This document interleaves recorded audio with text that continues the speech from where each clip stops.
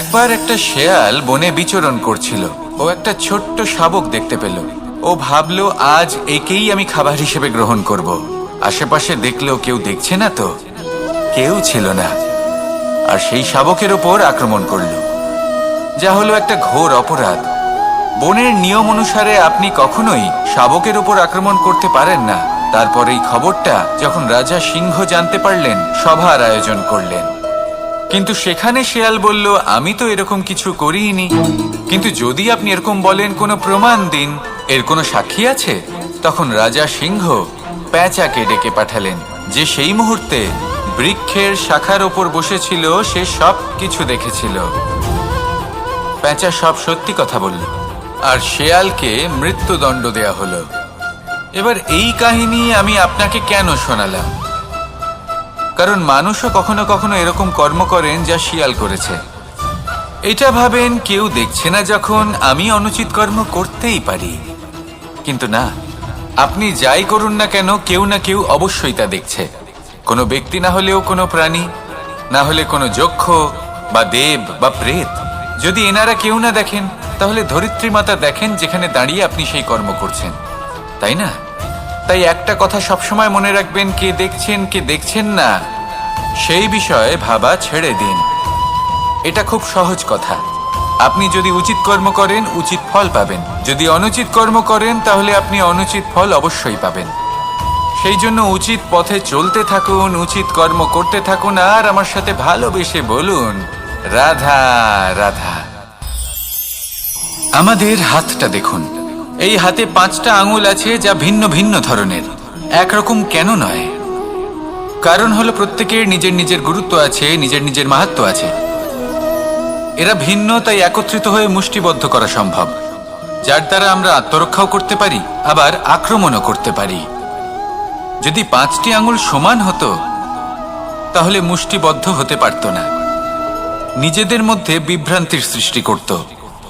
এবার এরকমই কিছু আমাদের সংসারেও হয়।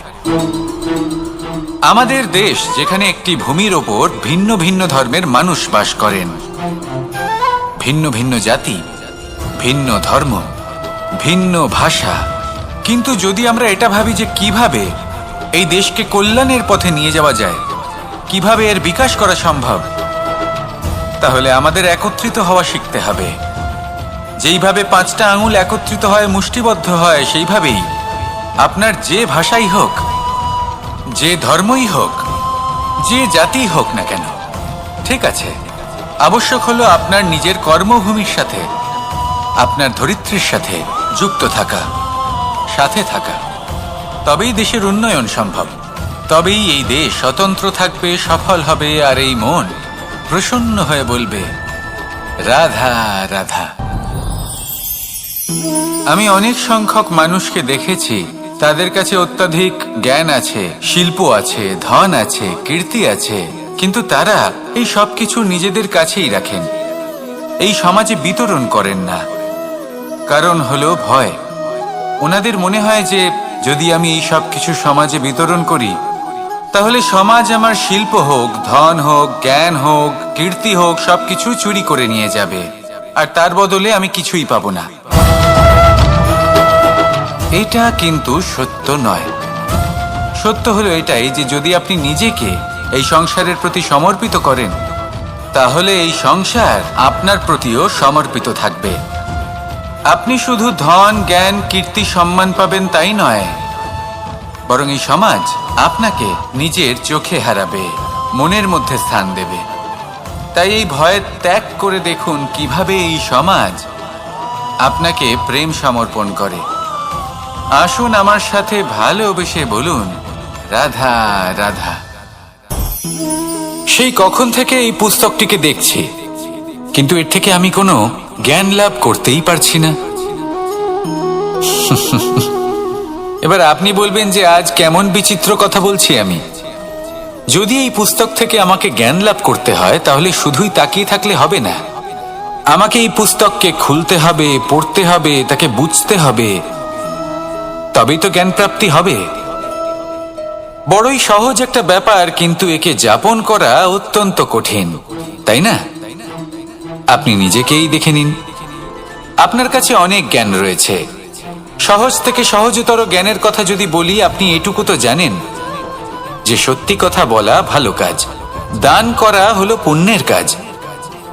আপনি জানেন যে পরিশ্রম করলে সাফল্য আসবে।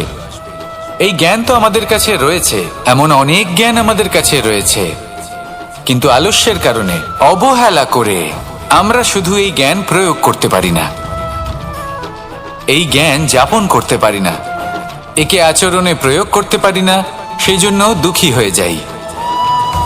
তাই আপনার কাছে যা যা জ্ঞান আছে, যা যা জ্ঞান আপনি লাভ করেছেন, সেই জ্ঞান যাপন করা শুরু করুন, জীবনে প্রয়োগ করতে শুরু করুন।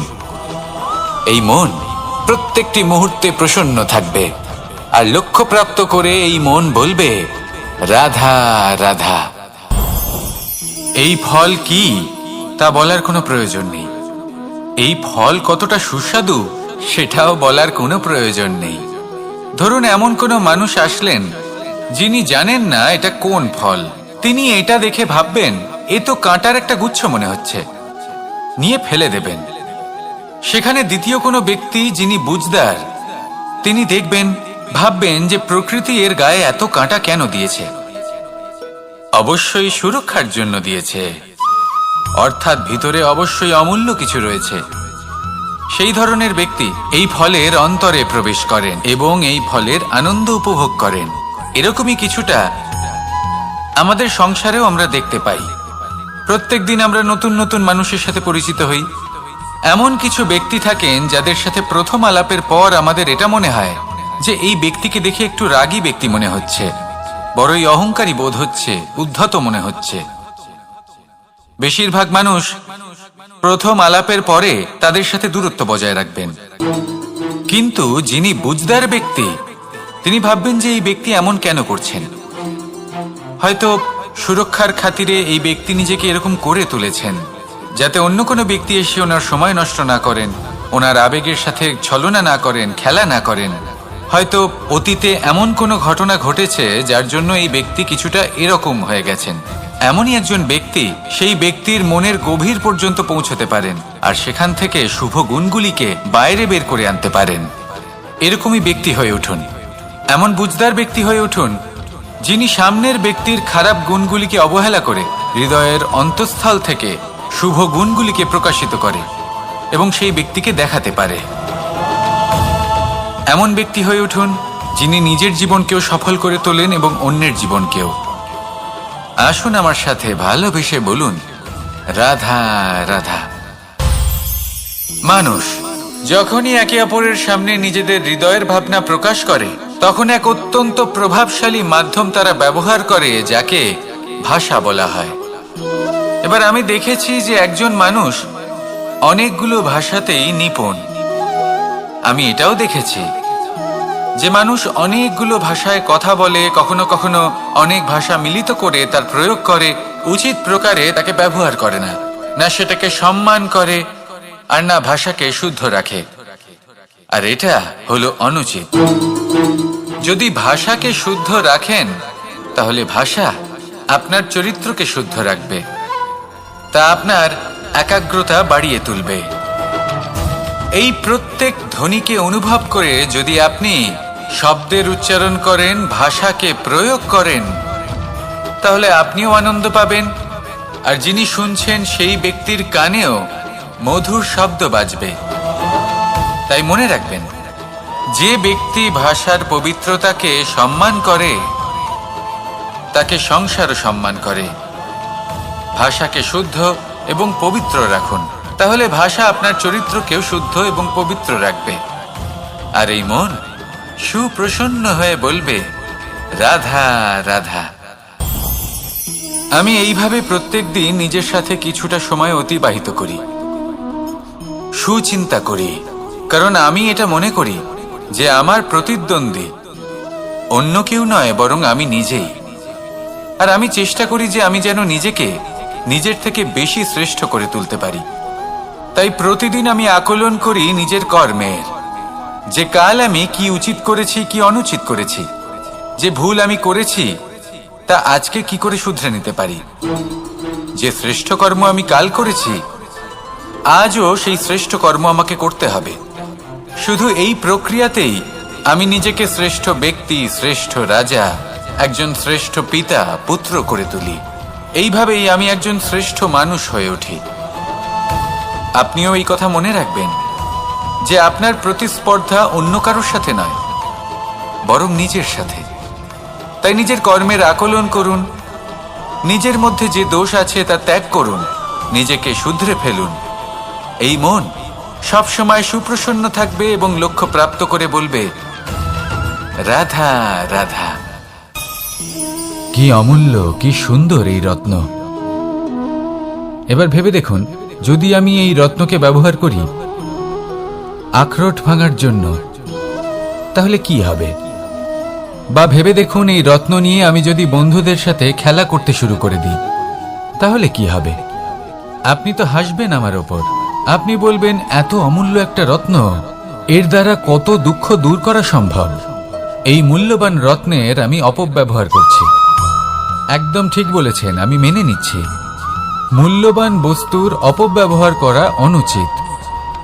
কিন্তু আপনিও তো তাই করছেন, তাই না? ভেবে দেখুন, মানুষ এই সংসারের সর্বশ্রেষ্ঠ প্রাণী, আর মানুষের এই শরীর সব থেকে মূল্যবান রত্ন। এবার এর সাথে আপনি কি করছেন? অপব্যবহার করছেন না, নিজের স্বাস্থ্যের যত্ন নিচ্ছেন না, আপনি অনুচিত পথে চলছেন শুধুমাত্র ধন অর্জন করার জন্য, পাপ কাজ করছেন। কি না করছেন? এটা অপব্যবহার নয়? ভেবে দেখুন, আমরা এই মানব শরীরের সাথে কি করতে পারি। যদি এর আমরা সদ্ব্যবহার করি, তাহলে অনন্ত পুণ্য অর্জন করতে পারি, যার দ্বারা শুধুই নিজেকে নয়, বরং আমাদের আশেপাশের সকলকে সন্তোষ প্রদান করতে পারি।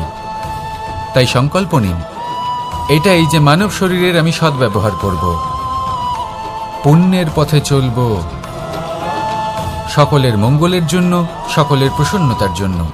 এই কর্ম করুন, এই পথে চলতে থাকুন। এই মন সন্তোষ বোধের সাথে বলবে, রাধা রাধা। সকলে আমাকে জিজ্ঞেস করেন যে, কৃষ্ণ, তুমি সবসময় হাসি মুখে কি করে থাকো? এত প্রসন্ন কি করে থাকো তুমি? এই সমগ্র সংসারে চতুর্দিকে সমস্যা রয়েছে, দুঃখ রয়েছে, তাও হাসি মুখে কি করে থাকো? সত্যি কথাই বটে, এই সংসারে চারিদিকেই দুঃখ রয়েছে, প্রত্যেকের জীবনে সমস্যা রয়েছে। কৃষ্ণের জীবনে একটু বেশি সমস্যা রয়েছে, তাও আমি হাসতে থাকি। কেন? কারণ হলো প্রেম। আমার সমস্ত মনোযোগ কেন্দ্রীভূত থাকে সেই প্রেমের প্রতি যা আমি পেয়ে থাকি। যেমন রাধার প্রেম, দ্বারকার প্রেম, দাদার প্রেম, স্ত্রীর প্রেম, পুত্রের প্রেম, মাতা পিতার প্রেম আদি ইত্যাদি। আমার মনোযোগ এই প্রেমের প্রতি কেন্দ্রীভূত থাকে। আর যখনই আমি এই প্রেমের কথা স্মরণ করি, মুখে দুশ্চিন্তা অথবা দুঃখের আবেগ দেখা অসম্ভব ব্যাপার। শুধু এটাই হলো রহস্য কৃষ্ণের হাসি মুখে থাকার, তার হাসির রহস্য। আপনিও জীবনে এটাই করুন।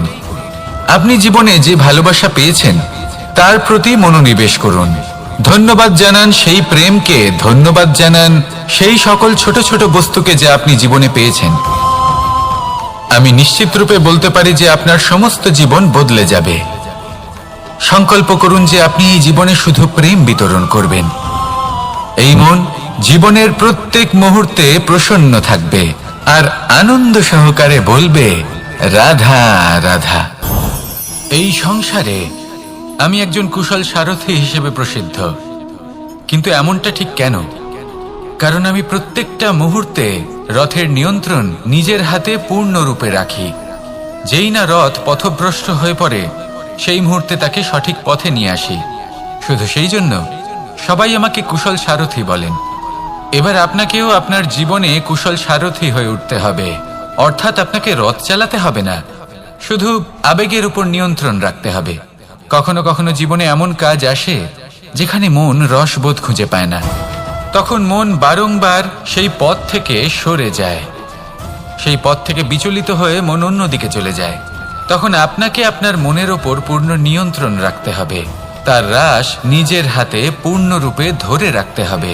যেই না মন পথভ্রষ্ট হবে তাকে পথে নিয়ে আসতে হবে, আবার পথ হারাবে, আবার পথে নিয়ে আসতে হবে।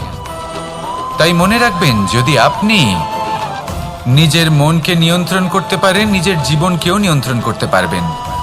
নিজের জীবনে কুশল সারথি হয়ে উঠুন, তাহলে মনোবাঞ্ছিত স্থানে এবং লক্ষ্যে পৌঁছতে পারবেন। আর তখন এই মন আর এই জীবন প্রসন্ন হয়ে বলবে, রাধা রাধা। কেউ বলে জীবন খুব ক্ষণস্থায়ী, কেউ বলে জীবন হলো একটা সুন্দর স্বপ্নের মতো, আবার কেউ বলবে জীবন হলো এক কঠোর সত্য। কিন্তু জীবন আসলে কি? জীবন হলো আপনারই প্রতিবিম্ব, একটা দর্পণ। অর্থাৎ আপনি জীবনকে সেইভাবেই পাবেন যেরকম আপনি নিজেকে প্রতিপন্ন করবেন। যদি আপনি দর্পণের দিকে তাকিয়ে হাসেন, তাহলে আপনি সামনে হাসি মুখী দেখতে পাবেন। এবার যদি আপনি গম্ভীর হয়ে থাকেন, তাহলে আপনি একজন রুষ্ট ব্যক্তি দেখতে পাবেন। শেষে সবথেকে বেশি গুরুত্বপূর্ণ হলো আপনার চেষ্টা। আপনাকে সবসময় চেষ্টা করতে হবে যাতে আপনি নিজেকে প্রসন্ন এবং ইতিবাচক মনোভাবে রাখেন।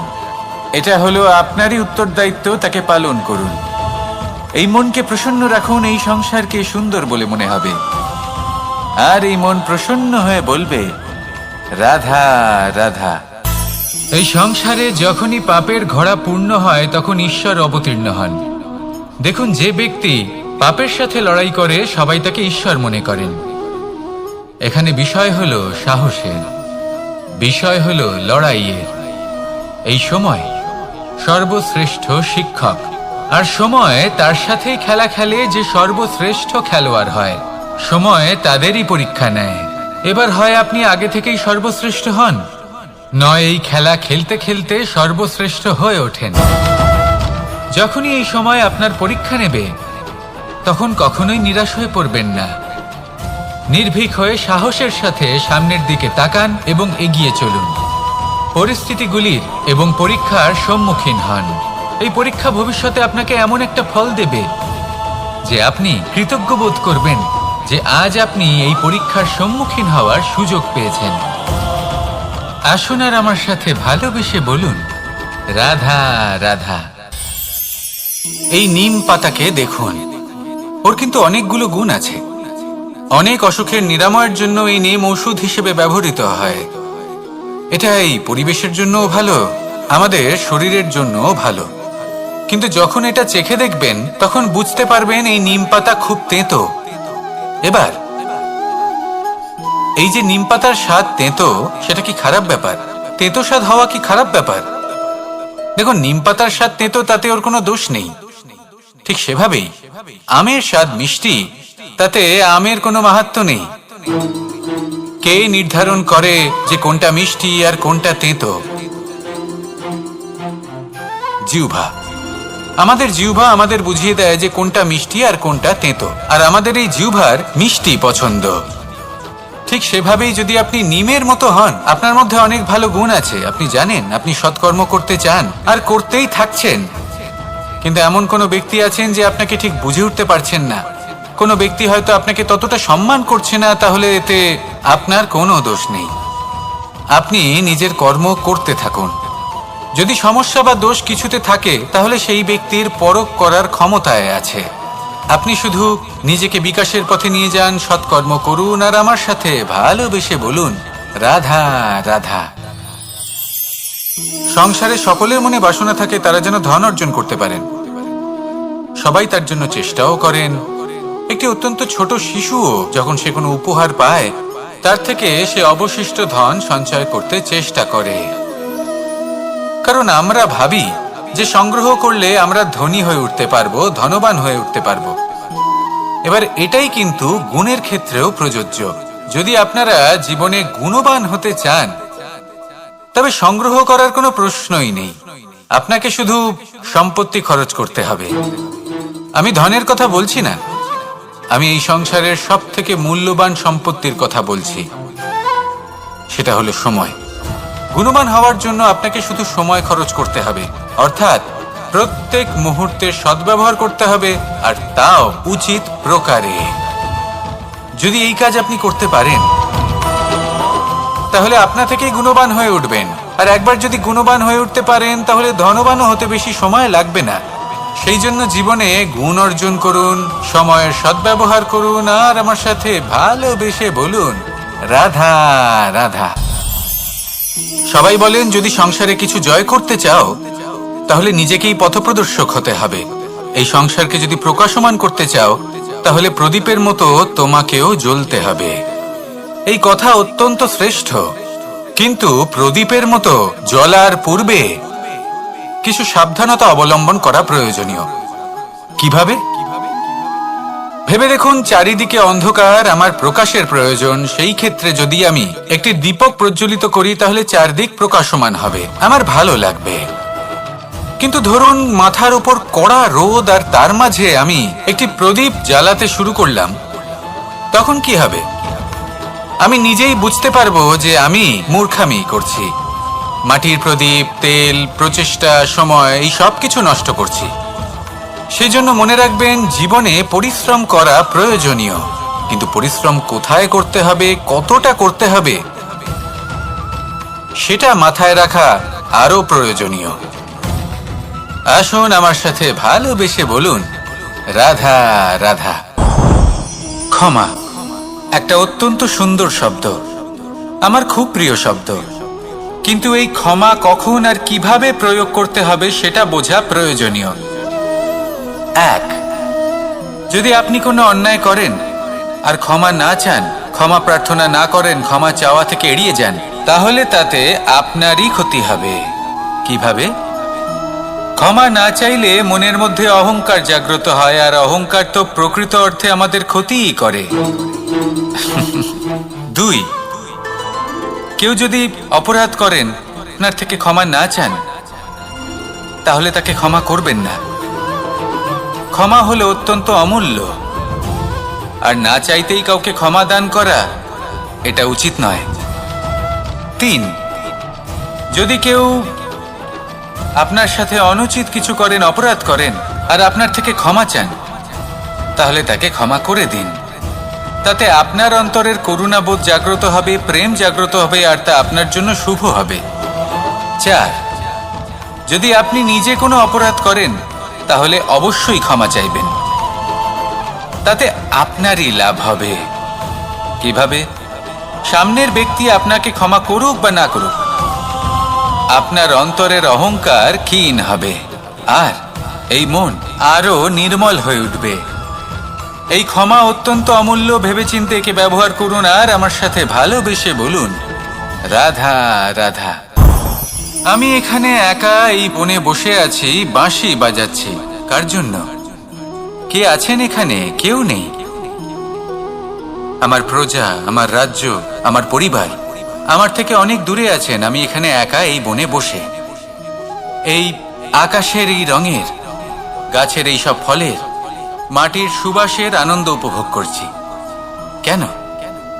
আমি হলাম দ্বারকাধীশ। এমন কি রাজকীয় বা ভৌতিক সুখ রয়েছে যে আমি ওখানে পেতে পারি না? সবকিছুই পেতে পারি, তাও এখানে বনে একা বসে আছি। কোন সুখ খুঁজে চলেছি? একা থাকার সুখ।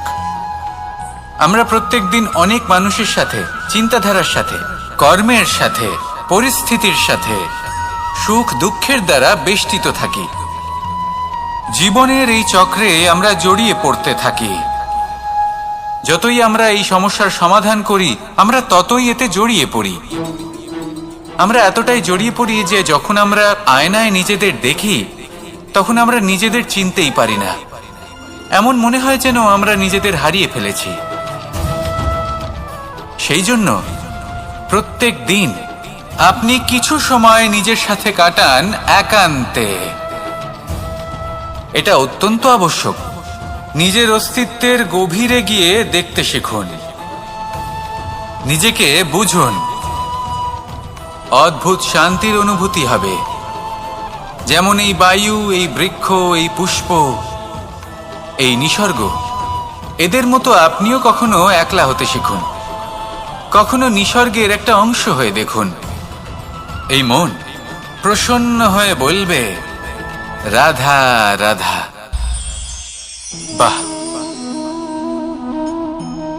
পুষ্পের সুবাস আমার খুব ভালো লাগে। অত্যন্ত সুন্দর হয় এই পুষ্প। এইভাবে চারিদিকে পুষ্প দেখে মন আনন্দিত হয়ে ওঠে। এবার আপনারা ভেবে দেখুন, আমার চারিদিকে পুষ্প নয়, আগুন আছে। তাহলে কি হবে? আমার শরীর কি জ্বলে যাবে না? অবশ্যই জ্বলবে। শরীরকে কি আগুনের তাপ সহ্য করতে হবে না? অবশ্যই সহ্য করতে হবে। এটাই হলো প্রকৃতির নিয়ম। এই নিয়ম কিন্তু আমরা সবাই জানি, কিন্তু আমাদের মধ্যে বেশিরভাগ মানুষ এই বিভ্রান্তি নিয়ে বাঁচি যে এই যে প্রকৃতির নিয়ম, তা আমার ওপর প্রযোজ্য নয়। তা কিন্তু নয়। আমাদের চতুর্দিকে এই যে নিসর্গ রয়েছে, আমরা তার কতটা ক্ষতি করি সেটা একবার ভেবে দেখুন। আমরা বনাঞ্চল জ্বালিয়ে দিই, বায়ু দূষিত করি, জল দূষিত করি, প্রাণীদের হত্যা আমরা করি। কেন? এই নিসর্গ আমরা নষ্ট করি, যদিও আমরা জানি যে আমরাও হলাম এই নিসর্গেরই অংশ। এবার দেখুন, শরীরের কোনো অংশে যদি আগুন ধরান, আস্তে আস্তে সমস্ত শরীরও জ্বলে যাবে। সেইভাবেই নিসর্গ যদি নষ্ট হয়ে যায়, তাহলে মনুষ্য জাতিও নষ্ট হয়ে যাবে। তাই এই যে নিসর্গ আপনি দেখছেন, এই পুষ্প, এই বৃক্ষ, বায়ু, জল, এদের সকলকে রক্ষা করুন, নষ্ট নয়। মনে রাখবেন, যদি নিসর্গ থাকে মানুষ থাকবে, যদি নিসর্গ থাকে তাহলেই জীবন থাকবে। আসুন আমার সাথে ভালোবেসে বলুন, রাধা রাধা। অ দিয়ে অন্ত, আ দিয়ে আরম্ভ, এই দুইয়েরই রাশি সমান। যদি আপনি মন দিয়ে দেখেন তবে দেখবেন এদের সম্পর্ক খুবই নিবিড়। কিভাবে? যখন কোনো কিছু শুরু হয়, এটা নিশ্চিত হয়ে যায় যে তা সমাপ্তও হবে। আরম্ভই যদি না হয়, তার সমাপ্তও হবে না। যা আরম্ভ হয়েছে তার সমাপ্তি হলো অবশ্যম্ভাবী। এটাই হলো প্রকৃতির নিয়ম, একে এড়ানো যায় না। এবার এই কথা আমরা সকলে জানি। এবার মানুষ কি ভাবে যে সমাপ্তির পরে কি হতে পারে, এর উত্তর তাদের কাছে নেই। তাদের উচিত অন্য কোনো বিষয় ভাবা যা বেশি গুরুত্বপূর্ণ। এবার মানুষ এটা জানে না যে মৃত্যুর পরে কি হতে পারে, কিন্তু এই কথা অবশ্যই জানে যে জন্ম থেকে মৃত্যু পর্যন্ত এই সময়, যাকে আমরা জীবন বলে থাকি, এই সময় আমরা কর্ম করতে পারি। এই কথা তো আমরা জানি। তাহলে এমন কি কর্ম করা যেতে পারে যা আমাদের সমাপ্তির পরও আমাদের প্রাসঙ্গিক করে রাখতে পারে, এই বিষয়ে ভাবা উচিত। যে জন্মগ্রহণ করেছে তার মৃত্যু হবেই, এটা সাধারণ বিষয়। কিন্তু ইতিহাস আজও সেই সকল মানুষজনকে স্মরণ করেন যাদের এই সংসার তাদের মৃত্যু নয়, বরং তাদের জীবনকালে যে কর্ম তারা করেছেন তার দ্বারা মনে রাখেন। সেই কর্মের কারণে এই সংসারে তাদের নাম, তাদের কর্ম, তাদের ব্যক্তিত্ব, তাদের কীর্তি অমর হয়ে থাকে এবং থাকবে। আপনার কাছে এতটা সময় নেই যতটা আপনার মনে হচ্ছে আপনার কাছে আছে।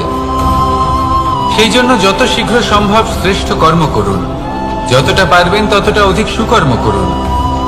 এই সংসারে নিজেকে অমর করে তুলুন আপনার মৃত্যুর পরেও। আর আমার সাথে ভালোবেসে বলুন, রাধা রাধা। উমাই কি, আমি কখন থেকে এখানে অপেক্ষা করছি, হাত পেতে দাঁড়িয়ে রয়েছি যাতে একটা ফল আমার হাতে এসে পড়ে এবং সেটা আমি খেতে পারি। কখন থেকে অপেক্ষা করছি, কিন্তু সেটা হচ্ছেই না। এবার আপনি বলবেন যে এসব কি বলছি, এ কি অদ্ভুত কথা বলছি। যদি ফল খেতে হয় তাহলে আমাকে বৃক্ষে চড়তে হবে, ফলের কাছে পৌঁছতে হবে, তবেই তো ফল পাবো। এবারে এটা অত্যন্ত সহজ ব্যাপার, কিন্তু এই বিষয়টা আপনি নিজের জীবনের প্রসঙ্গে ভেবে দেখুন।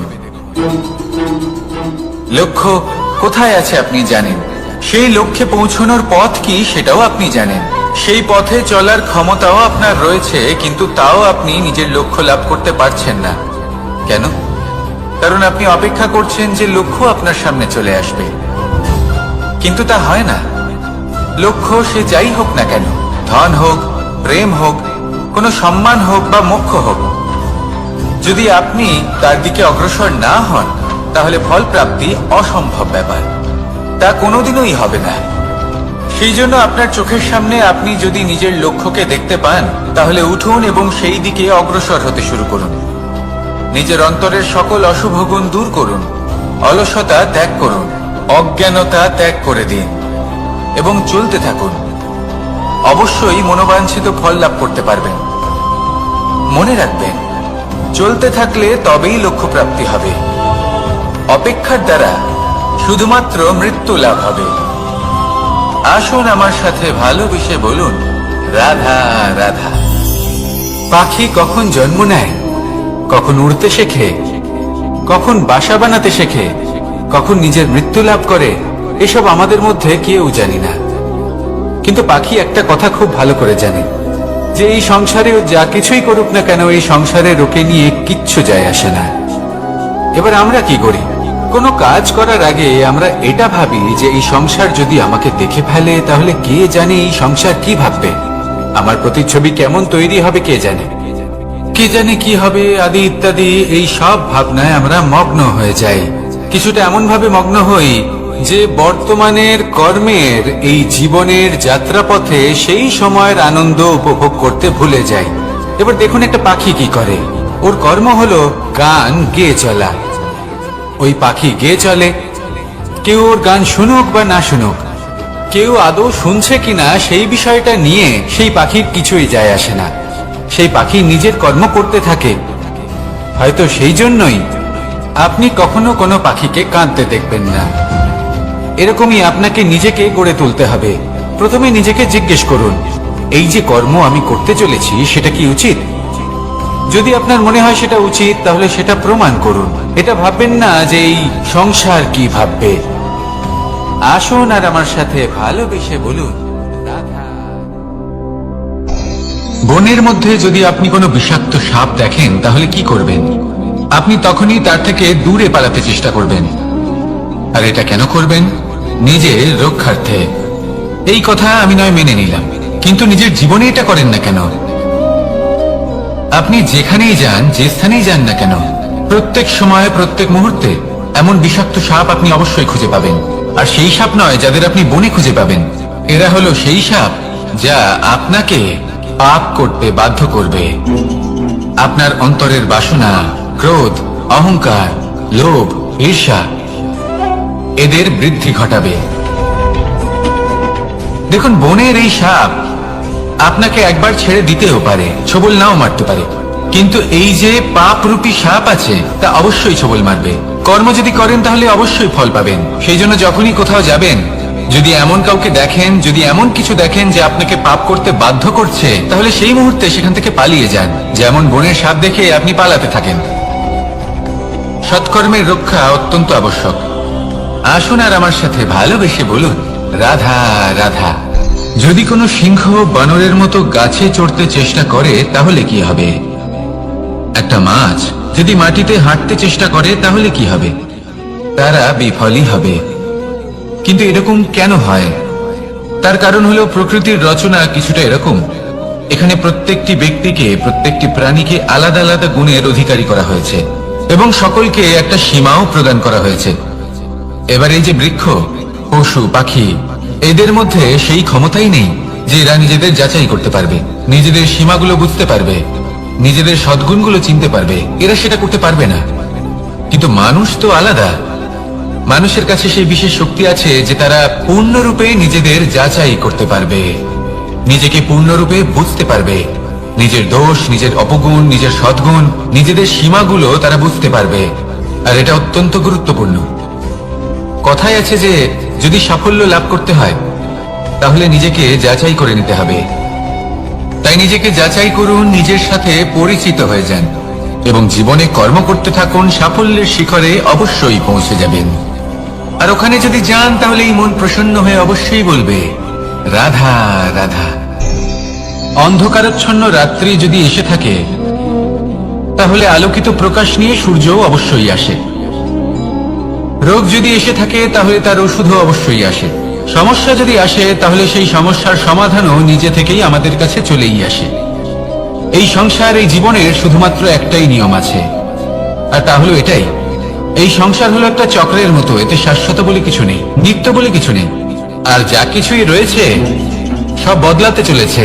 যদি আপনার জীবনে দুঃখ থাকে, সমস্যা থাকে, যদি আপনি বিপদ দ্বারা আচ্ছন্ন, তাহলে মনে রাখবেন সবকিছু বদলে যেতে চলেছে।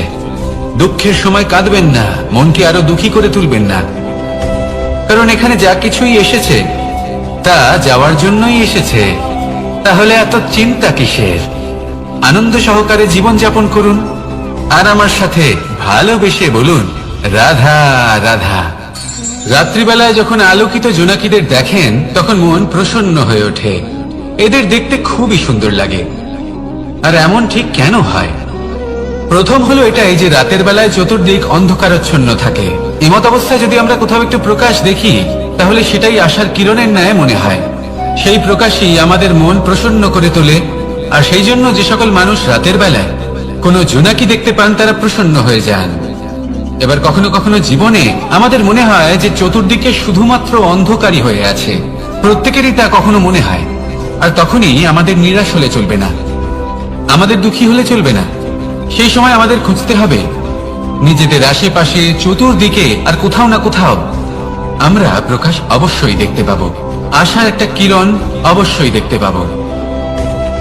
কেউ এমন একটা কর্ম করেন যেটা দেখে আমরা প্রেরিত হয়ে যাই। আর এমন কোন কর্ম যদি আপনারা করেন, তাহলে সেই কর্ম আপনার মনকে প্রসন্ন ভাব, আনন্দ এবং ভালোবাসা দ্বারা ভরিয়ে তুলবে। আপনার অন্তরে সেই অন্ধকারের অন্ত করবে, দুঃখেরও অন্ত করবে। আর এই মন প্রসন্ন ভাব নিয়ে বলবে রাধা রাধা।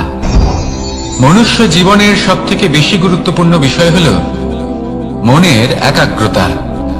এই সংসারের যে কটি মহান কার্য সম্পাদন হয়েছে তা হল মনের এই একাগ্রতার একমাত্র ফল। আপনি অবশ্যই দেখে থাকবেন অনেক ছোট বড় নদী যা বয়ে চলে তাদের সামনে একটা বাঁধ নির্মাণ করা হয় সেই সব নদীর জল সঞ্চয় করতে। বাঁধ হয়ে গেলে প্রয়োজন মতো বা মনের ইচ্ছে মতো তাকে ব্যবহার করা সম্ভব। এবার এটাই আমাদের মনের সাথেও সম্ভব। আমাদের মনের একাগ্রতা আজকের দিনে দাঁড়িয়ে বিভিন্ন ধরনের বিকার, ক্রীড়া এবং ভোগের মধ্যে ভাগ হয়ে গেছে।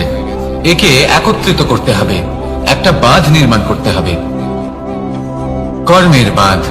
আপনাকে শুধু এটাই করতে হবে, যেটা উচিত কর্ম সেটাই করুন, যেটা অনুচিত কর্ম সেটা করা থেকে নিজেকে বিরত রাখুন। ব্যাস, এই কাজটাই আপনি করতে থাকুন, করতে থাকুন। মনের মধ্যে একাগ্রতার বাঁধ নির্মাণ করুন। আর একবার যদি তা নির্মাণ হয়ে যায়, তাহলে যখন চাইবেন, যেখানে চাইবেন, যতটা চাইবেন একাগ্রতা প্রয়োগ করতে পারবেন। আর একবার যদি আপনি এটা শিখে যান, তাহলে এই সংসারকে বদলে ফেলার মতো কাজ আপনি করতে পারবেন, সমাজকে শুধরাবার মতো কাজ করতে পারবেন। তাহলে এই মনকে একাগ্র করুন আর আমার সাথে ভালোবেসে বলুন রাধা রাধা।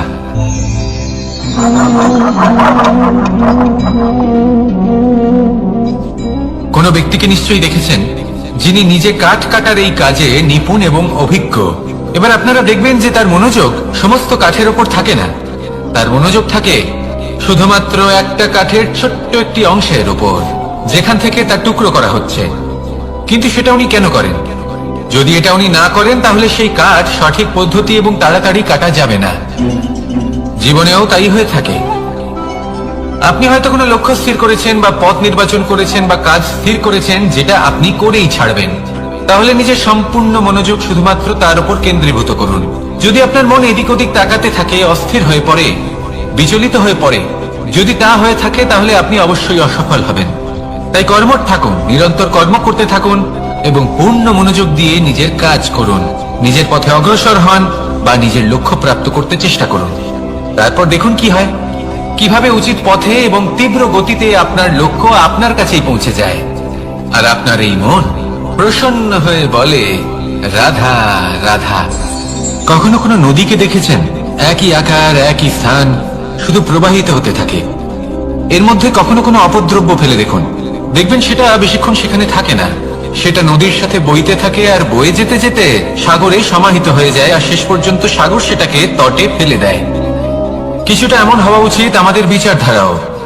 এক স্থানে তা স্থগিত হওয়া উচিত নয়, এটা সবসময় প্রবাহমান হওয়া উচিত। তবেই আমাদের চেতনা, আমাদের মূল্যবোধ এবং আমাদের স্মৃতি, এই তিনটি শ্রেষ্ঠ থাকবে। আর এটাই হলো পুকুর এবং নদীর মধ্যে পার্থক্য। নদীতে জল সবসময় বয়ে চলে, সেই জন্য পবিত্র থাকে, শুদ্ধ থাকে এবং পরিষ্কার থাকে। আর সেখানে এই পুকুরের তলদেশে সব জমা হতে থাকে, আর সেই জন্য তা অপবিত্র হয়ে যায়। তাই সবসময় এই বিচারধারা প্রবাহমান রাখুন। যদি মনে কোনো ভাবনা চলে আসে, সেখানেই থেকে যায় এবং বিদ্যে থাকে, তাহলে তা বের করে দিন। তাকেও বয়ে যেতে দিন এবং তার যা উত্তর হবে তা সময়ের সাথে আপনার সামনেই চলে আসবে। শুধুই নদীর মতো প্রবাহমান হন আর আমার সাথে ভালোবেসে বলুন, রাধা রাধা। এই সংসারে সাফল্য লাভ করার জন্য জ্ঞানের প্রয়োজন হয়, পরিশ্রমের প্রয়োজন হয়, দৃঢ় নিষ্ঠার প্রয়োজন হয়, নিরন্তর চেষ্টা করা প্রয়োজনীয়। কিন্তু আরো কিছু আছে যা অত্যন্ত প্রয়োজনীয় এবং গুরুত্বপূর্ণ। তা হলো ভালো বন্ধু। তাদের থাকা অত্যন্ত প্রয়োজনীয়। যদি ভালো বন্ধু থাকে তাহলে সময় এলে তারা ঢাল হয়ে আপনাকে সুরক্ষা করবেন। সময় এলে অস্ত্রের মতো শত্রুকে সংহারও করবেন। যদি তিনি জ্ঞানী হন, তাদের মধ্যে সদ্গুণ থাকে, তাহলে এই সব গুণ আপনার মধ্যেও প্রবেশ করবে। তাহলে সাফল্যের জন্য ভালো বন্ধু পাওয়া অত্যন্ত প্রয়োজনীয়। কিন্তু শুধু বন্ধু কেন, ভালো শত্রুও থাকা প্রয়োজনীয়। এবার আপনি ভাববেন, এ আমি কি বললাম? যদি আপনার জীবনেও ভালো অর্থাৎ শক্তিশালী শত্রু থাকে, তাহলে আপনিও শক্তিশালী হতে থাকবেন। এই শত্রু আপনাকে প্রেরিত করবে আরো বেশি শক্তিশালী হয়ে ওঠার। কখনো কোনো হরিণকে দেখুন, তীব্র গতিতে দৌড়তে থাকে। কেন তীব্র গতিতে দৌড়ে? এই কারণে নয় যে কোথাও তার জন্য মধুর ঘাস অপেক্ষা করে রয়েছে, না।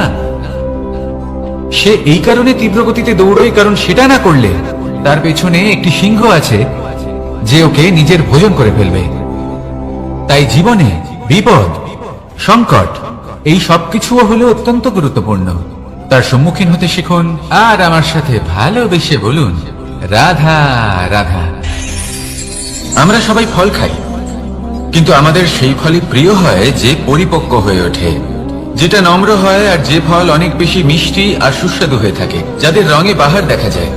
সেইভাবে জীবনে আমরা নানান মানুষের সাথে পরিচিত হই, কিন্তু সেই মানুষই আমাদের মন ছুঁয়ে যায় যারা বিনম্র স্বভাবের, যাদের বাণী খুব মধুর, যাদের অন্তরে আত্মবিশ্বাসের একটা তেজ, একটা রং দেখা যায়।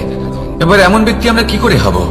ঠিক সেইভাবেই যেমন একটা ফল রোদ, বর্ষা, শীত, বায়ু, এই সকল সংকটময় পরিস্থিতির সম্মুখীন হয়ে পরিপক্ক হয়ে ওঠে, সেইভাবেই মানুষ সংকটময় পরিস্থিতির সম্মুখীন হয়ে পরিপক্ক হয়ে ওঠেন। যদি এই সংকটের সম্মুখীন হন তাহলে অভিজ্ঞ হবেন, আর এই অভিজ্ঞতাই শিক্ষা দিয়ে যাবে।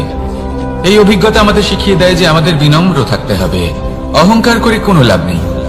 মধুর বাণীর যে কি মূল্য তা আমরা শিখতে পারি। এই অভিজ্ঞতাই আমাদের বুঝিয়ে দেয় যে উচিত অনুচিত কোনটা আমাদের দৃষ্টিভঙ্গি তৈরি করে, আর এই দৃষ্টিভঙ্গি দ্বারা আত্মবিশ্বাস জাগ্রত হয়।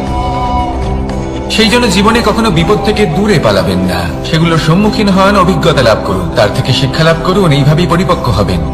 আসুন আমার সাথে ভালোবেসে বলুন, রাধা রাধা। ধন সঞ্চয় করা সম্ভব, আর সেই জন্য ধন সব থেকে বেশি মূল্যবান সম্পত্তি নয়। এবার আপনি বলবেন, এ আমি কি বলছি?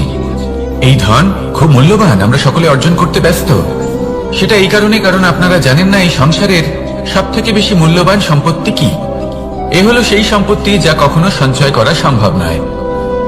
আপনার কাছে যতই ধন থাকুক তা দিয়ে আপনি স্বাস্থ্য লাভ করতে পারেন, বাড়ি কিনতে পারেন, আদি ইত্যাদি, কিন্তু আপনি যতই ধনী হন না কেন, ফেলে আসা দিনের একটা মুহূর্ত আপনি লাভ করতে পারবেন না। এই একটা মুহূর্ত, এই সময়, এটাই হলো সংসারের সব থেকে মূল্যবান সম্পত্তি। একবার চলে গেলে তা কখনোই ফিরে আসে না।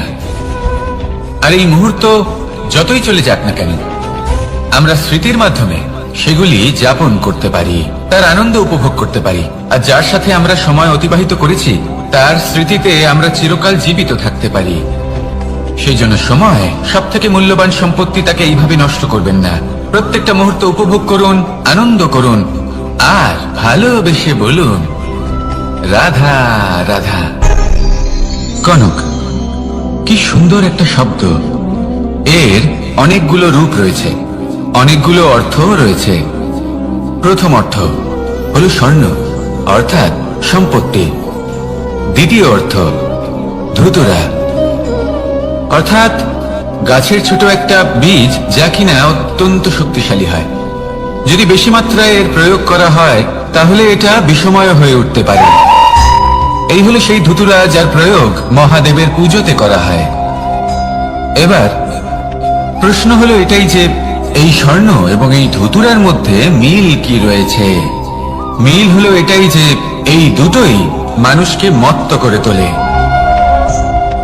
ধুতুরা মানুষকে তখন মত্ত করে যখন তাকে সেবন করা হয়, কিন্তু স্বর্ণ, ধন, সম্পত্তি, মানুষ সেটা যতটাই অর্জন করে নেয় সেটাই যথেষ্ট। এই স্বর্ণ মানুষের ভাবনা চিন্তা করার ক্ষমতাকে বশ করে ফেলে। মানুষ সম্পত্তির লোভে মত্ত হয়ে ওঠে, কারণ যে যত চমৎকারী, যতটা অমূল্য হয়, তাকে সামলানো কিন্তু ততটাই কঠিন, তাই না? তাই মনে রাখবেন, ধন, স্বর্ণ, সম্পত্তি এগুলো ধুতুরার থেকেও অনেক বেশি বিষাক্ত হতে পারে। তাই এর উপর আত্মসংযমের একটা কবচ পরিয়ে রাখবেন এবং বিবেকের শক্তির সাথে এগুলো প্রয়োগ করুন, তবেই কল্যাণ হবে। আসুন আমার সাথে ভালোবেসে বলুন, রাধা রাধা। আমার কাছে যশোদা মা যেমন, আমার কাছে দেবকী মা যেমন, আমার কাছে ঠিক তেমনই হলেন গোমাতা। এবার ভেবে দেখার বিষয় হলো এটা যে এই সংসারে অসংখ্য প্রাণী আছে, একজন গাইকে একজন মায়ের মর্যাদা কেন দেওয়া হয়? তাহলে এর অনেকগুলো কারণ আছে। এই গাই অর্থাৎ গোমাতা, এনারা হলেন অত্যন্ত শান্ত, শান্তি প্রিয়, কখনো কারোর কোনো ক্ষতি করতেই পারেন না। গোমাতা যে দুধ নিজের বাছুরকে পান করান, সেই দুধই আমাদেরও দেন। সেই দুধ পান করে আমরা শক্তি লাভ করি। এই দুধ থেকে আমরা মাখন, ঘি, পায়েস এইসব সুস্বাদু খাবার লাভ করি। গোমাতার গোবর আমাদের জ্বালানি হিসেবে সাহায্য করে, যার ফলে খুব কম সংখ্যক কাঠ ব্যবহার করা যায় এবং বেশিরভাগ জঙ্গল সুরক্ষিত থাকে। গোমাতার গোমূত্র সেটাও আমাদের কাছে লাভজনক। এর দ্বারা আমরা অনেক রোগ থেকে মুক্তি লাভ করতে পারি। গোমাতা যখন একটি বাছুরকে জন্ম দেন, তখন সেই বড় হয়ে আমাদের ক্ষেত কর্ষণ করে। সেই জন্য গাইকেও জীবনে মায়ের মর্যাদা দেবেন। যতটা সম্ভব তাকে সেবা করুন এবং ভালোবেসে তাকে পালন করুন। এই মন নিজে থেকেই প্রসন্ন হয়ে বলবে, রাধা রাধা। মধু কারই না পছন্দ বলুন তো? অত্যন্ত সুস্বাদু হয় এই মধু, মিষ্টি খেতে হয় এবং তা শক্তিও প্রদান করে। এবং প্রত্যেকটি মিষ্টি পদার্থের মতোই এতেও খুব তাড়াতাড়ি পিঁপড়ে ধরে যায়। অন্যদিকে যদি নুনকে দেখি, তাহলে বছরের পর বছর রাখলেও এতে পিঁপড়ে ধরে না। এবার যদি কথা বলি বন্ধুত্বের, তাহলে বন্ধুত্ব নুনের মতো হওয়া উচিত, মধুর মতো নয়। যারা সামনে এলে শুধুমাত্র মধুর মধুর কথা বলবে, পরে এতে পিঁপড়ে ধরে যাবে, এটা নুনের মতো হওয়া উচিত। প্রকৃত বন্ধু হলো সে যে সময় এলে পরে আপনার সামনে আপনার প্রকৃত সত্য তুলে ধরবে, তা সে যতই কঠিন হোক না কেন। আপনার দোষ, আপনার অপগুণ, আপনার খামতি আপনাকে বলতে পারবে, যাতে আপনি সেগুলো শুনে মেনে নিয়ে তারপর নিজেকে শুধরোতে পারেন। এটাই হলো প্রকৃত বন্ধুত্ব। কখনো নিজের জীবনের আশেপাশে মন দিয়ে দেখবেন, অনেক সময় এমন মানুষ থাকেন, অনেক বন্ধু থাকেন, যাদের দেখে আমাদের মনে হয় যে এনারা খুব কঠোর, এনাদের কথা খুব কটু। কিন্তু বেশিরভাগ এমন মানুষের মনটা যদি বুঝতে পারেন, তাহলে দেখবেন তাতে কোনো মালিন্য নেই। এনাদের মন অত্যন্ত পবিত্র হয়। যদি আপনার জীবনেও এমন কোনো ব্যক্তি থেকে থাকে, এমন বন্ধু থাকে, তাহলে তাদের আগলে রাখুন আর আমার সাথে ভালোবেসে বলুন, রাধা রাধা। যতক্ষণ আমরা এই সংসারে জীবিত, ততক্ষণ আমাদের সাথে সবকিছু থাকে। আমাদের ধন, সুখ স্বাচ্ছন্দ্য, আমাদের মিত্রগণ, আমাদের পরিবার, এই সমাজ, এই সবকিছু আমাদের সাথে থাকে। যেদিন আমরা এই সংসারকে ত্যাগ করব, এদের মধ্যে কেউ আমাদের সাথে যাবে না। না ধন, না স্বাচ্ছন্দ্য, না সম্পত্তি। এই সকল মানুষ, এই সমাজ, এরা শুধুমাত্রই শ্মশান পর্যন্ত আমাদের সাথে থাকতে পারবেন। তারপরে যদি আমাদের সাথে কিছু যেতে পারে, তাহলে তা শুধুই আমাদের ধর্ম। আর এই সংসারে আমরা নিজেদের যে সুনাম রেখে যাই, সেটা সম্ভব শুধুমাত্র কর্মের দ্বারা। সেই জন্য সংসারে যতদিন পর্যন্ত জীবিত আছেন, যদি কিছু অর্জন করতে চান, তাহলে ধর্ম অর্জন করুন, ধর্মের বিষয়ে স্পষ্টতা অর্জন করুন এবং কর্ম অর্জন করুন। এটাই হবে আপনার অতীত এবং এটাই হবে আপনার ভবিষ্যৎ, এবং এটাই সকলকে প্রেরণা প্রদান করবে। আসুন আমার সাথে ভালোবেসে বলুন, রাধা রাধা। এই পরিবার হলো আমাদের জীবনের একটা অমূল্য সম্পদ, অমূল্য এক আশ্রয়, যা এই সংসারে হয়তো কোথাও আপনি পাবেন না। তাই একে আগলে রাখুন। পরিবার সেই গাছ। আসুন আমার সাথে ভালোবেসে বলুন, কার সেই গাছ আসুন আমার সাথে ভালোবেসে বলুন, রাধা রাধা। অনেক সময় আমরা জীবনে অনেক মানুষকে এমন বলতে শুনে থাকি যে আমি অসফল হয়েছি কারণ আমার সময় ভালো যাচ্ছিল না। আমি এই জিনিসটা লাভ করতে চাইছিলাম কিন্তু করতে পারলাম না কারণ আমার সময়টা ভালো যাচ্ছিল না। আমি আমার জীবনে ওই মহান কাজটা করতে চাইছিলাম কিন্তু করতে পারলাম না। কেন? কারণ আমার সময়টা ভালো যাচ্ছিল না। কিন্তু যে মুহূর্তে ভালো সময় আমার জীবনে আসবে আমি সব কিছু প্রাপ্ত করব। এমন প্রায় প্রত্যেকেই বলেন। আসুন একটা কথা বোঝা যাক।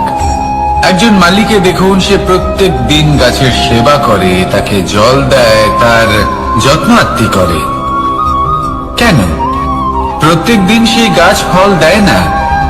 সঠিক সময় এলে তবেই সেই গাছ ফল দেয়, কিন্তু প্রত্যেক দিন মালি তার সেবা করে, তাকে যত্ন করে। শুধুমাত্র তখন করে না যখন সেই গাছ ফল দিতে সক্ষম। আর যদি মালি গাছের যত্ন প্রতিদিন না করে তাহলে হয়তো সেই গাছ ফল দিতেই পারবে না। এটাই হলো আমাদের জন্য একটা শিক্ষা। যখন সময় আমাদের জন্য অপেক্ষা করে না তখন আপনি সময়ের জন্য কেন অপেক্ষা করছেন? ভালো সময়ের জন্য অপেক্ষা করবেন না। ভালো এবং শুভ কর্ম দ্বারা ভালো সময়কে নিজের কাছে টেনে আনুন। নিরন্তর কর্ম করুন, পরিশ্রম করতে থাকুন। শুভ সময় আপনা থেকেই আপনার কাছে আসবে। আসুন আমার সাথে ভালোবেসে বলুন, রাধা রাধা। একে বালি বলুন, মাটি বলুন বা ধুলো বলুন, এ দিয়ে কত কিছু করা সম্ভব। এ দিয়ে আপনি নিজের বাসস্থান নির্মাণ করতে পারেন, প্রাচীর করে তুলতে পারেন, অট্টালিকা নির্মাণ করতে পারেন। কিন্তু যদি এই বালিকে আপনি মুষ্টিবদ্ধ করে রাখতে চান তাহলে তা হাত থেকে ফসকে যাবে। আপনি কখনোই একে মুষ্টিবদ্ধ করতে পারবেন না। এরকমই হয় আমাদের জীবন, আর এরকমই হয় সময়। এই মুষ্টিবদ্ধ করা বালির মতো। সময়কে আমরা বাধা দিতে পারবো না, আটকেও রাখতে পারবো না। এ হলো প্রবাহমান। জন্ম থেকে মৃত্যু পর্যন্ত এই যে সময়, তা খুবই সীমিত। আর এই সময় আমরা যেটাই করি তার দ্বারাই আমাদের মূল্য নির্ধারিত হয়। আর এই সংসার থেকে চলে যাওয়ার পরেও এই সংসার এই সব কর্মের জন্যই আমাদের মনে রাখে। তাই যদি আপনি এটা ভাবেন যে আজ যে কর্ম করার ছিল আমি না হয় কাল করে নেব, কাল আমার লক্ষ্যে পৌঁছানোর কথা ছিল আমি পরশু পৌঁছবো, না। এই সময় খুব মূল্যবান, একে নষ্ট করবেন না। এই সময়কে সদ্ব্যবহার করুন, মহান হবার পথে অগ্রসর হন। একে যদি মুষ্টিবদ্ধ করে রাখার চেষ্টা করেন এই সময় থেমে থাকবে না। আসুন আমার সাথে ভালোবেসে বলুন, রাধা রাধা। আমাদের মনে যখন কোনো প্রশ্ন ওঠে, কোনো দ্বন্দ্ব জাগে, তখন আমরা যাই আমাদের গুরুর কাছে, আমাদের আরাধ্যের কাছে গিয়ে জিজ্ঞেস করি। এইভাবেই একদিন আমি পৌঁছলাম আমার আরাধ্যের কাছে, আমার মহাদেবের কাছে, আর ওনাকে প্রশ্ন করলাম যে মহাদেব, জীবনে আনন্দ পাওয়ার, উৎসব পালনের, প্রেম ভাগ করে নেবার, জীবনকে উপভোগ করে নেওয়ার সর্বশ্রেষ্ঠ সময় কোনটা? মহাদেব হাসলেন আর উনি বললেন, জীবনে উৎসব পালনের সব থেকে শ্রেষ্ঠ দিন হল মৃত্যুর ঠিক আগের দিনটা। প্রেম ভাগ করে নেওয়ার সব থেকে শ্রেষ্ঠ মুহূর্ত হল মৃত্যুর ঠিক আগের মুহূর্ত। জীবনকে উপভোগ করে নেওয়ার সর্বশ্রেষ্ঠ প্রহর হল মৃত্যুর এক প্রহর পূর্বে। তখন আমি চমকে গেলাম। আমি বললাম, কিন্তু মহাদেব, মৃত্যু তো অনিশ্চিত, আমরা জানিও না কবে আমাদের মৃত্যু হবে। মহাদেব আবার হাসলেন উনি বললেন যে যদি আমরা এভাবে জীবন কাটাই যে আমরা জীবনের প্রত্যেক দিন, প্রত্যেক মুহূর্ত, প্রত্যেক প্রহর শেষ বলে মনে করি, তাহলে আমাদের সমস্ত জীবন আনন্দের সাথেই অতিবাহিত হবে। কি বলেন?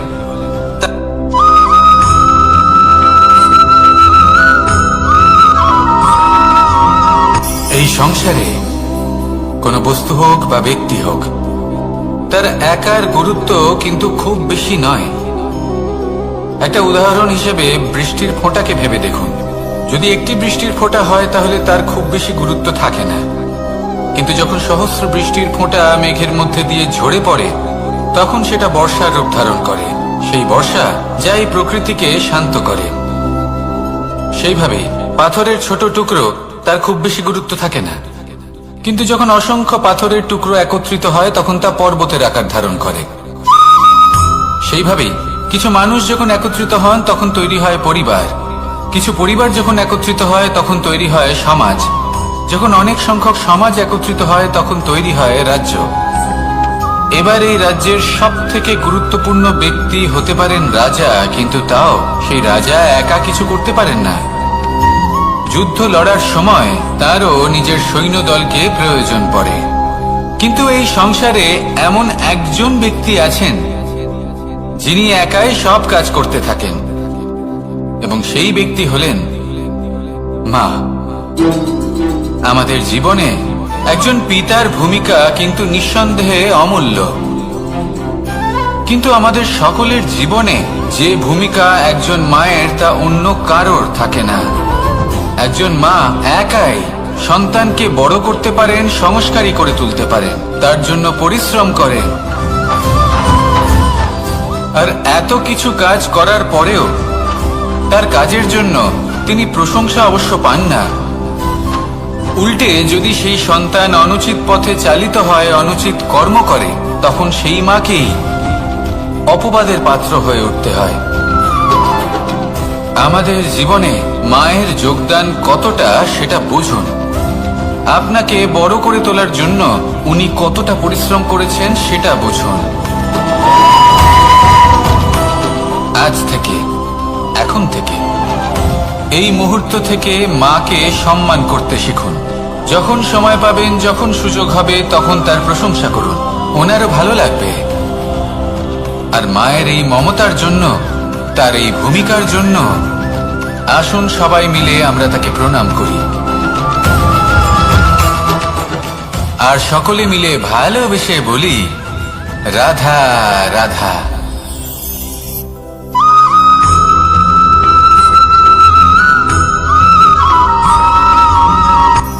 এই সংসারে সাফল্য লাভ করার জন্য জ্ঞানের প্রয়োজন হয়, পরিশ্রমের প্রয়োজন হয়, দৃঢ় নিষ্ঠার প্রয়োজন হয়, নিরন্তর চেষ্টা করা প্রয়োজনীয়। কিন্তু আরো কিছু আছে যা অত্যন্ত প্রয়োজনীয় এবং গুরুত্বপূর্ণ। তা হলো ভালো বন্ধু। তাদের থাকা অত্যন্ত প্রয়োজনীয়। যদি ভালো বন্ধু থাকে তাহলে সময় এলে তারা ঢাল হয়ে আপনাকে সুরক্ষা করবেন। সময় এলে অস্ত্রের মতো শত্রুকে সংহারও করবেন। যদি তিনি জ্ঞানী হন, তাদের মধ্যে সদ্গুণ থাকে, তাহলে এই সব গুণ আপনার মধ্যেও প্রবেশ করবে। তাহলে সাফল্যের জন্য ভালো বন্ধু পাওয়া অত্যন্ত প্রয়োজনীয়। কিন্তু শুধু বন্ধু কেন, ভালো শত্রুও থাকা প্রয়োজনীয়। এবার আপনি ভাববেন, আমি কি বললাম? যদি আপনার জীবনেও ভালো অর্থাৎ শক্তিশালী শত্রু থাকে, তাহলে আপনিও শক্তিশালী হতে থাকবেন। এই শত্রু আপনাকে প্রেরিত করবে আরো বেশি শক্তিশালী হয়ে ওঠার। কখনো কোনো হরিণকে দেখুন, তীব্র গতিতে দৌড়তে থাকে। কেন তীব্র গতিতে দৌড়য়? এই কারণে নয় যে কোথাও তার জন্য মধুর ঘাস অপেক্ষা করে রয়েছে, না। সে এই কারণে তীব্র গতিতে দৌড়য় কারণ সেটা না করলে তার পেছনে একটি সিংহ আছে যে ওকে নিজের ভোজন করে ফেলবে। তাই জীবনে বিপদ, সংকট, এই সবকিছুও হলো অত্যন্ত গুরুত্বপূর্ণ। তার সম্মুখীন হতে শিখুন, আর আমার সাথে ভালোবেসে বলুন রাধা রাধা।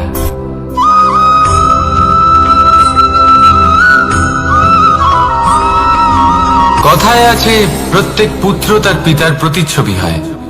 আর সমস্ত প্রতিচ্ছবি চায় যেন সে তার অস্তিত্ব প্রাপ্ত করতে পারে। পুত্র চায় সে যেন তার পিতার মতো হয় বা কখনো কখনো তার থেকেও শ্রেষ্ঠ হয়। সেটা কোনো অনুচিত ব্যাপার নয়। অনুচিত তখন হয় যখন পুত্র নিজের পিতার মতো হবার স্বপ্ন পূরণ করতে গিয়ে বা তার থেকেও শ্রেষ্ঠ হওয়ার স্বপ্ন পূরণে অনুচিত পথের আশ্রয় নেয়। কারণ তারপরে সে তার পিতার গুণগুলি আত্মসাৎ করতে চায় না। সে শুধুই এটা চায় যে সংসারের চোখে যেন আমি শ্রেষ্ঠ প্রমাণিত হই। এটা অনুচিত। সংসারে এমন অনেক মানুষ আছেন যারা এই কারণে শ্রেষ্ঠ হওয়ার চেষ্টা করেন যাতে তার পরিবারে তার পিতার সম্মান বৃদ্ধি পায়। এমনও মানুষ থাকেন, আর এটাই হলো পার্থক্য উদ্দেশ্যের।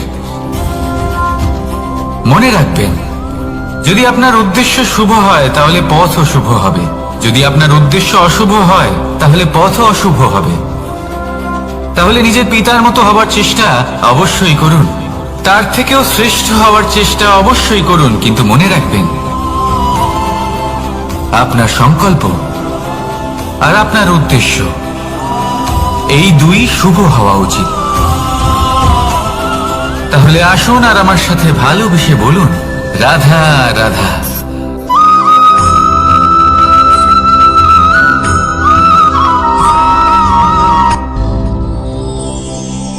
শিশিরের বিন্দু পাতার ওপর পড়ে আর তার গায়ে লেগে থাকে।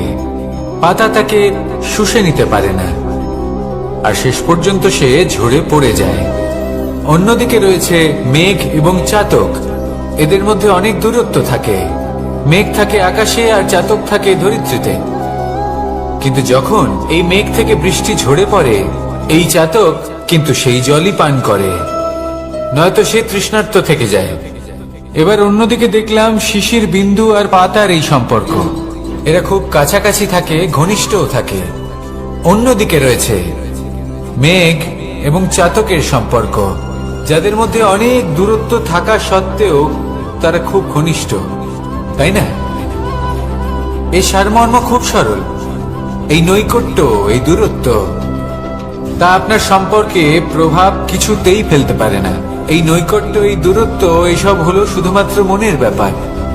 কখনো আপনি অনুভব করেছেন আপনি কারোর থেকে অনেক অনেক দূরে আছেন, অনেক দূরে আছেন, তাও সেই ব্যক্তির প্রতি আপনি টান অনুভব করেন।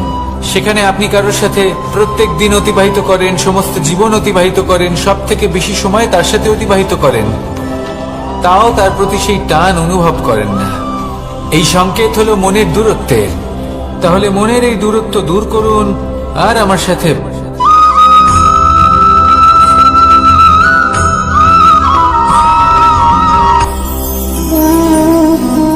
শক্তি এক অত্যন্ত বিচিত্র বস্তু, বা বলতে পারেন অনুভূতি। পিতা সবসময় চান যেন তিনি তার শক্তি পুত্রকে। আসুন আপনাকে সহজে বোঝাই। যদি আপনি সুপাত্র হন আর আপনাকে শক্তি দেওয়া হয়, তাহলে আপনি সেই শক্তির গুরুত্ব বুঝবেন, কোথায় সেই শক্তি প্রয়োগ করা উচিত সেটা বুঝবেন। আর এটা যেহেতু অর্জন করা শক্তি হবে, সেই শক্তির অপব্যবহার হবে না। কিন্তু যদি এই আপনি কুপাত্র হন আর যদি আপনাকে এই শক্তি দেওয়া হয়, তাহলে কি হবে? দেখতে গেলে এই শক্তি আপনি দান হিসেবে পেয়েছেন, তাই না আপনি এই শক্তির গুরুত্ব বুঝবেন আর না এর প্রয়োগ আপনি জানবেন। তার অপব্যবহার হওয়া সুনিশ্চিত। তাই যদি আপনি কোনো শক্তি অর্জন করতে চান, তাহলে আগে তার যোগ্য হয়ে উঠুন। পুত্র নয়, পাত্র হয়ে উঠুন। আর আমার সাথে ভালোবেসে বলুন, রাধা রাধা।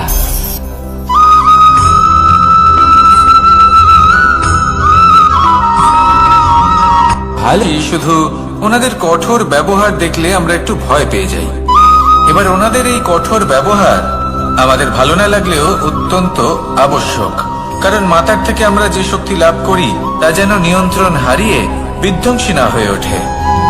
আমরা যেন কোনো কুপথে না চলে যাই, আমরা কখনো যেন দোষ না করে ফেলি। শুধু সেই জন্য পিতা এবং গুরু একটু কঠোর হয়ে ওঠেন, এবং ওনাদের এই কঠোর আচরণ ভবিষ্যতে গিয়ে আমরা অবশ্যই বুঝতে পারি জীবনে কিছু বছর আমরা এগিয়ে যাই আর তারপর আমরা বুঝতে পারি যে বাবা এবং গুরু আমাদের যথেষ্ট ভালোবাসতেন, কিন্তু ওনাদের ভালোবাসার বহিঃপ্রকাশ আলাদা। প্রয়োজনীয় হলো এটা দেখার, এটা বোঝার যে শুরু থেকে আমাদের প্রতি ওনাদের আচরণ কেমন ছিল। ওনাদের কঠোর হওয়ার পেছনে ওনাদের ভালোবাসাটা বোঝার চেষ্টা করুন, ওনাদের চিন্তাটা বোঝার চেষ্টা করুন, ওনাদের পথপ্রদর্শনের আড়ালে আপনার ভবিষ্যতের জন্য যে পরিকল্পনা ওনারা করেছেন সেটা বোঝার চেষ্টা করুন। তখন আপনারা বুঝতে পারবেন ওনাদের ভালোবাসাকে।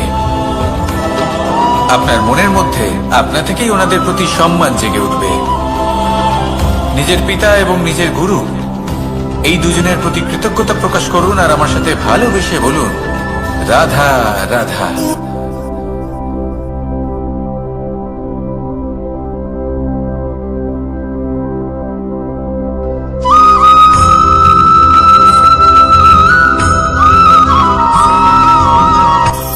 কখনো কোনো বাগানের কোনো বৃক্ষকে দেখেছেন যেখানে সুগন্ধি ফুল থাকে, রসালো ফল থাকে? তখন মন প্রফুল্ল হয়ে ওঠে, মন থেকে সেই বৃক্ষের প্রতি ভালোবাসা জন্মায়। কিন্তু যিনি বাগানের মালিক, শুধুমাত্র তিনিই জানেন যে কিভাবে এই বৃক্ষকে আগলে রাখতে হয়, কিভাবে তার পরিচর্যা করলে এতে সুন্দর সুগন্ধি ফুল হবে, রসালো ফল হবে। কখনো কখনো প্রয়োজনের থেকে বেশি রোদ পেলে এই বৃক্ষগুলি শুকিয়ে যায়, প্রয়োজনের থেকে কম রোদ পেলেও এই বৃক্ষ কিন্তু শুকিয়ে যায়। প্রয়োজনের থেকে কম জল যদি পায় এই বৃক্ষ শুকিয়ে যেতে পারে, প্রয়োজনের থেকে অতিরিক্ত জল যদি পায় তখনও এই বৃক্ষের শিকড়গুলি নষ্ট হয়ে যেতে পারে। এবার এটাই কিন্তু আমাদের সংসারের সাথেও হয়। আমাদের সংসারের সকল প্রতিভাশালী ব্যক্তি, যেমন লেখক, বিচারক, প্রবক্তা, যোদ্ধা, এদের সবার ক্ষেত্রে এই কথাটাই প্রযোজ্য। যদি বেশি প্রশংসা করা হয় তাহলেও এরা হারিয়ে যাবেন। প্রয়োজনের থেকে বেশি যদি নিন্দা করা হয় তখনও তারা নত হয়ে পড়বেন।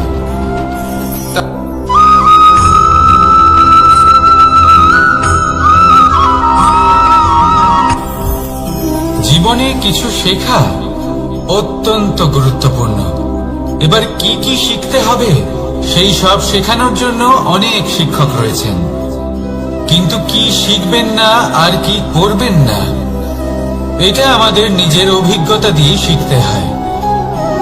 কিন্তু তার মানে এটা নয় যে যদি আপনাকে শিখতে হয় যে আগুনের তাপ কতটা, আপনাকে আগুনের মধ্যে হাত দিতে হবে। না, অন্য কারোর অভিজ্ঞতা দ্বারাও শিখতে পারেন। প্রশ্ন শুধুমাত্র একটাই যে আপনি কি শিখতে চান নাকি চান না। যদি আপনি এটাই ভাবেন যে আমি শুধুই নিজের অভিজ্ঞতা দ্বারাই শিখতে চাই, তাহলে জীবনকাল ছোট মনে হবে, অনেক কিছুই শিখতে পারবেন না। তাই নিজের সাথে সাথে বড়দের অভিজ্ঞতা দ্বারাও শেখা শুরু করে দিন। এই সংসারের অভিজ্ঞতা দ্বারা শিখতে শুরু করে দিন।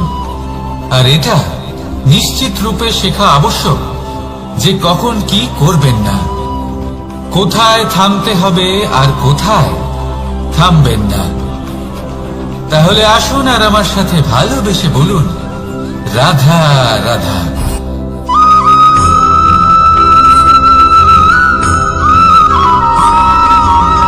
এই সংসারে সব থেকে বেশি কোমল বস্তু হলো রেশম। এই রেশম এতটাই কোমল হয় যে এর পুরো একটা থান শুধুমাত্র একটা হাতে ধরা সম্ভব। কখনো ভেবে দেখেছেন এই রেশম কিভাবে হয়? একটি কীট তার লালার দ্বারা উৎপন্ন হয়। এই কীট সেই রেশমকে পাক দিতে থাকে, পাক দিতেই থাকে আর আস্তে আস্তে তার মধ্যেই জড়িয়ে পড়ে। শেষে ওর এই সুন্দর অমূল্য সৃষ্টি রেশমের এই সুতো তার নির্মাণ কার্য পূর্ণ হয়, কিন্তু তাতেই ও নিজে বন্দী হয়ে যায়। নিজেরই মায়াজালের এই বন্দী গৃহে নিজেই ফেঁসে যায়। এবার এই সুতোকে ব্যবহারযোগ্য করে তোলার জন্য এই কীটগুলিকে এই কবচের সাথেই ফুটন্ত জলে ফেলে দেওয়া হয়। এই সংসারে যদি আমাদের স্বপ্ন এই সংসারের দুঃখ হরণ করার জন্য, এই সংসারে সুখ বিতরণ করার জন্য হয়, তবেই আমাদের প্রগতি সম্ভব। যদি আমাদের এই স্বপ্ন শুধুই আমাদের এবং আমাদের স্বার্থ সিদ্ধির জন্য হয়, তাহলে এই স্বপ্ন আমাদের অন্ধ করে দেবে, আমাদের অন্ধকারের পথে নিয়ে যাবে, আর আমরাও সেই কীটের মতো হয়ে যাব। নিজেদেরই মায়াজালে আমরা নিজেই ফেঁসে যাব, আর শেষে আমরা যদি কিছু লাভ করি তা হবে একাকিত্ব, অন্ধকারময় মৃত্যু। তাই স্বপ্ন অবশ্যই দেখুন, কিন্তু এমন ভাবে স্বপ্ন দেখবেন না যে তার এই বন্দিগৃহে আপনি নিজেই ফেঁসে গেলেন। স্বপ্ন দেখুন পরোপকারে।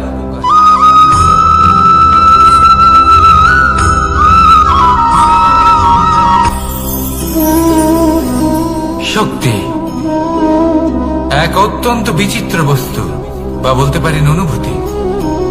পিতা সবসময় চান যেন তিনি তার শক্তি পুত্রকে। আসুন আপনাকে সহজে বোঝাই। যদি আপনি সুপাত্র হন আর আপনাকে শক্তি দেওয়া হয়, তাহলে আপনি সেই শক্তির গুরুত্ব বুঝবেন, কোথায় সেই শক্তি প্রয়োগ করা উচিত সেটা বুঝবেন। আর এটা যেহেতু অর্জন করা শক্তি হবে, সেই শক্তির অপব্যবহার হবে না। কিন্তু যদি এই আপনি কুপাত্র হন আর যদি আপনাকে এই শক্তি দেওয়া হয়, তাহলে কি হবে?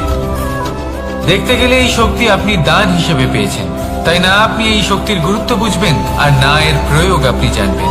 তার অপব্যবহার হওয়া সুনিশ্চিত। তাই যদি আপনি কোনো শক্তি অর্জন করতে চান, তাহলে আগে তার যোগ্য হয়ে উঠুন, পুত্র নয় পাত্র হয়ে উঠুন। আর আমার সাথে ভালোবেসে বলুন, রাধা রাধা।